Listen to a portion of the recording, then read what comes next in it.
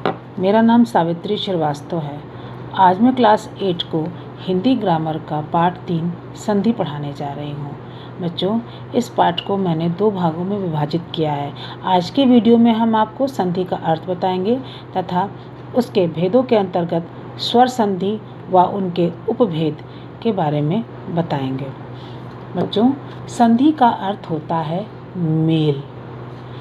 Mail दो शब्दों के मिलने पर, यानी कि दो शब्द जब उनका मेल किया जाता है तो पहले शब्द के अंतिम वर्ण तथा दूसरे शब्द के पहले वर्ण के मेल से जो विकार उत्पन्न होता है उसे संधि कहते हैं। देखिए, जब दो शब्दों का मेल होता है, देखिए यहाँ पर इसको उदाहरण के द्वारा समझाया गया है, पुस्तक प्लस आलय। देखिए यहाँ पे 2 शब्द हैं, पुस्तक और एक आलय। तो पहले शब्द के अंतिम वर्ण अर्थात पुस्तक का क वर्ण अंतिम वर्ण है और दूसरे शब्द का पहला वर्ण बड़ा आ है। तो आपके मन में ये प्रश्न उठेगा कि यहाँ पर तो छोटा आ प्लस बड़ा आ लिखा हुआ है। तो देखिए, जब आप क वर्ण का वर्ण विच्छेद करते हैं तो आपको क प्लस छोटा अ मिलता है। तो अ प्लस आ मिलकर बड़ा आ बनाते हैं। इसी प्रकार से पुस्तक प्लस आलय, पुस्तकालय। भानु प्लस उदय, भानुदय। भानु में न में छोटा ऊ की मात्रा है तो छोटा ऊ प्लस उदय का छोटा ऊ, तो छोटा ऊ प्लस छोटा ऊ इज इक्वल टू बड़ा ऊ। और आपके नए शब्द का निर्माण हुआ भानु उदय, अर्थात वर्णों के परस्पर मेल से जो विकार या परिवर्तन उत्पन्न होता है उसे संधि कहते हैं। और जब इन्हीं शब्दों को जब हम अलग करते हैं, उनकी पूर्व अवस्था में लाते हैं तो उसे ये संधि विच्छेद कहते हैं। संधि के मुख्य रूप से 3 भेद हैं: स्वर संधि, व्यंजन संधि और विसर्ग संधि। आज हम आपको स्वर संधि व उनके उपभेदों के बारे में बताएंगे। इसको बच्चों मैंने एक चार्ट के द्वारा आपको और अधिक स्पष्ट करने का प्रयास किया है। देखिए, संधि के 3 भेद: स्वर संधि, व्यंजन संधि और विसर्ग संधि।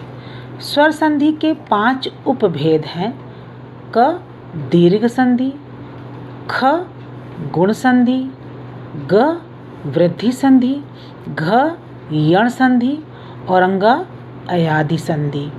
अब इसी को हम आपको डिटेल में बताने जा रहे हैं। तो सबसे पहले हम समझते हैं कि स्वर संधि क्या होती है। स्वर आप जानते ही हैं कि स्वर क्या होता है, मात्राएं होती हैं। 2 स्वरों के मेल से उनमें जो परिवर्तन होता है उन्हें स्वर संधि कहते हैं। जैसे हिम प्लस आलय, हम आपको पहले भी समझा चुके हैं कि वर्ण विच्छेद के अंतर्गत आपको स्वर मिल जाते हैं। तो हिम में छोटा आ और आलय में बड़ा आ, छोटा आ प्लस बड़ा इज इक्वल टू बड़ा आ, और हिम प्लस आलय शब्द बना हिमालय। इसी प्रकार से सुर प्लस इंद्र, छोटा आ प्लस छोटी ई, ए बन जाते हैं, तो शब्द का निर्माण हुआ सुरेंद्र। स्वर संधि के 5 उपभेद हैं। पहला है दीर्घ संधि। दीर्घ संधि हर्ष या दीर्घ स्वर। हर्ष स्वर कौन से होते हैं? अ, इ, उ, ए, ये। इसी प्रकार से दीर्घ संधि में क्या होता है? बड़ा आ, बड़ी ई, बड़ा उ, ऐ। तो हर्ष या दीर्घ स्वर में उसके बाद हर्ष या दीर्घ स्वर ही आए, मतलब हर्ष को हर्ष से जोड़ें या हर्ष को दीर्घ से जोड़ें तो दोनों मिलकर दीर्घ स्वर का निर्माण करते हैं। जैसे बड़ा आ, बड़ी ई, बड़ा ऊ, तो इसे हम दीर्घ संधि कहते हैं। बच्चों, आपको सबसे पहले स्वरों के मेल के द्वारा परिभाषा को स्पष्ट किया जाएगा और उन्हीं स्वरों के मेल की सहायता से जब शब्दों को जोड़ा जाएगा तो वो आप अच्छी तरह से उन्हें समझ सकेंगे।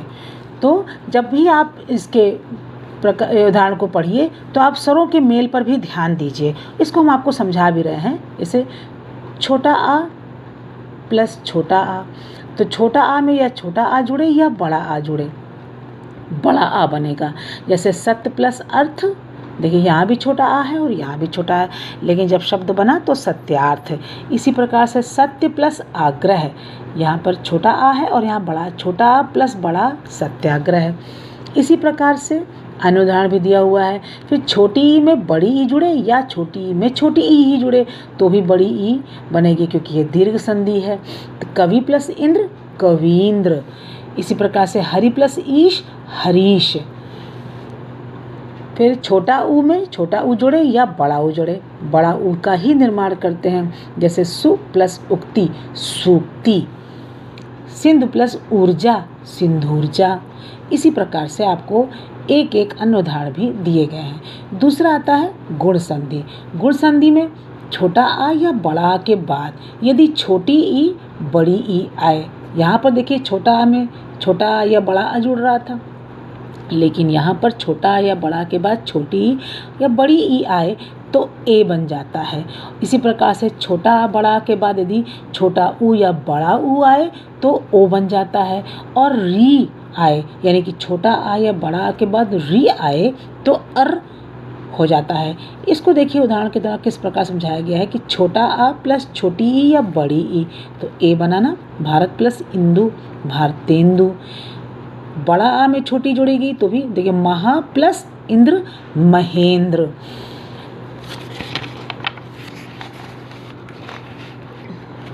इसी प्रकार से बड़ा आ में देखिए बड़ी ई जोड़ा गया तो क्या बना, ए बना।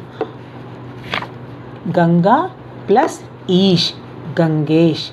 राजा प्लस ईश, राजेश। इसी प्रकार से छोटा आ या बड़ा आ में बड़ा ऊ या छोटा ऊ जुड़ रहा है तो ओ बन रहा है। जल प्लस ऊर्मी, जलोर्मी। गंगा प्लस उत्सव, गंगोत्सव। अब देखिए री की बात हुई थी ना, छोटा आ में बड़ा आ में छोटा आ या बड़ा आ में री जोड़ा गया तो अर, जैसे सप्त प्लस ऋषि, सप्तऋषि। देखिए यहाँ पर छोटा आ है और री जोड़ा तो सप्तऋषि। इसी प्रकार से वर्षा बड़ा आ है और री, वर्ष ऋतु हो गया। अगला है वृद्धि संधि। वृद्धि संधि में जब छोटा आ बड़ा आ के बाद ए या ए आए तो ए बन जाता है। छोटा या बड़ा आ के बाद जब ओ आए तो औ बन जाता है। कैसे, इसको भी आपको पहले स्वरों के मेल से बताया गया है, फिर स्वर के मेल में ही शब्दों की सहायता से आपको उसको स्पष्ट किया गया है। छोटा आ बड़ा आ प्लस ए, लोक प्लस एषणा, लोकेषणा। सदा प्लस एव, सदैव। इसी प्रकार से छोटा आ बड़ा में ओ जोड़ा गया तो औ। जैसे दंत प्लस ओष्ठ, दंतौष्ठ। महा प्लस ओजस्वी, महोजस्वी। छोटा या बड़ा आ में औ जोड़ा गया है तो देखिए यहाँ पर भी औ बन जाए। वन प्लस औषधि, वन औषधि। महा प्लस औदार्य, महोदार्य। यण संधि। यण संधि यदि हर्ष या दीर्घ स्वर, छोटी ई छोटा ऊ री के बाद कोई असमान वर्ण आए तो ई का या ऊ का व, री का र हो जाता है और आगे वाला असमान स्वर उसमें मात्रा के रूप में जुड़ जाता है। जैसे देखिए छोटी ई प्लस छोटा आ या बड़ा आ तो या बन जाएगा। जैसे अति प्लस अंत, अत्यंत। अति प्लस आचार, अत्याचार। फिर देखिए ई प्लस उ या ए, यू या ये बन जाएगा। देखिए अभि प्लस उदय, अभ्युदय। प्रति प्लस एक, प्रत्येक। इसी के साथ आपको और भी उदाहरण दिए गए हैं। जैसे ई में, छोटी ई में अगर बड़ा ऊ जुड़ जाता है तो यू बन जाता है। प्रति प्लस ऊर्जा, प्रत्युर्जा। नी प्लस ऊन, न्यून। फिर बड़ी ई में ऐ जोड़ा तो यह बन गया। देवी प्लस ऐश्वर्य, देवैश्वर्य। इसी प्रकार से बड़ी ई में छोटा आ या बड़ा आ जुड़ा तो या बन जाएगा। तो देवी प्लस अर्पण, देव्यर्पण। नदी प्लस आगमन, नद्यागमन। इसी प्रकार से छोटा ऊ में अगर छोटा आ या बड़ा आ जुड़ता तो व या वा बन जाता है। जैसे सु प्लस अच, स्वच्छ। गुरु प्लस आदेश, गुरुवादेश। इसी प्रकार से बच्चों आपको और भी अधिक उदाहरण दिए गए हैं, जिससे हम आपको इसको समझा दे रहे हैं। अनुप्लसिति, अनुविति, अनुप्लसीक्षण, अन्वीक्षण, अनुप्लसेषण, अन्वेषक, अनुप्लसेषण, अन्वेषण, पितृ प्लस अनुमति, पितृनुमति, मातृ प्लस आदेश, मात्रादेश।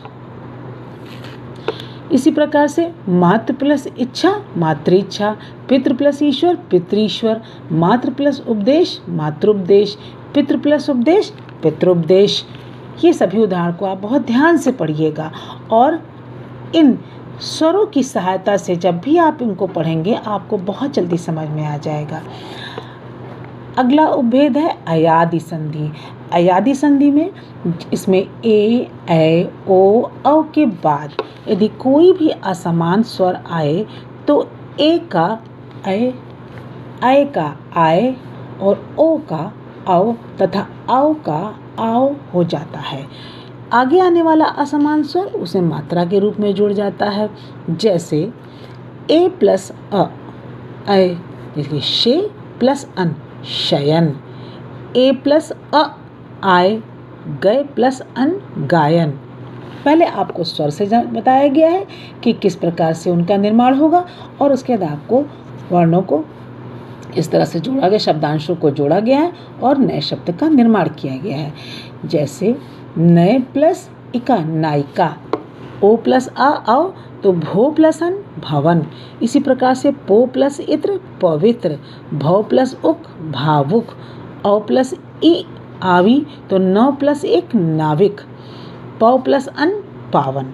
तो बच्चों आपने संधि की परिभाषा को समझा कि वर्णों के परस्पर मेल को संधि कहते हैं। संधि के मुख्य रूप से 3 भेद हैं, स्वर संधि, व्यंजन संधि और विसर्ग संधि। आज आपने स्वर संधि पढ़ा और उसके 5 उपभेद पढ़े। धन्यवाद।